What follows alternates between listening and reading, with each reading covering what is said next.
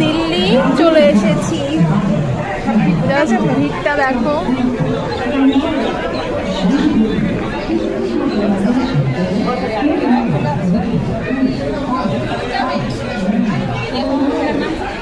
এই দুটো জিনিস কিনেছি, 100 টাকা নিয়েছে। আর আমার দিদি বলছে পুরো মাথা খারাপ করে দিয়েছে, মানে ওর মাথা খারাপ হয়ে গেছে দাম শুনে। ঠিক আছে, আর যাই হোক এটা একটু খাই, খিদে খেতেও পারছে, অনেকক্ষণ ধরে দাঁড়িয়ে আছে। একজন দাদার আসার কথা, তিনি এখন এসে পৌঁছায়নি।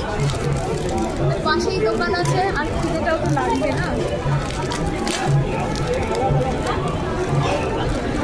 ভালো জিনিসের তো ভালো দাম হবে। খেয়ে দেখি কেমন।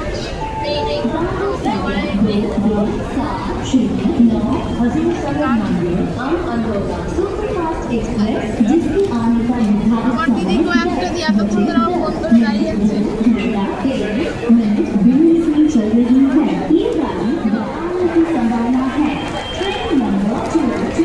একটা দিদি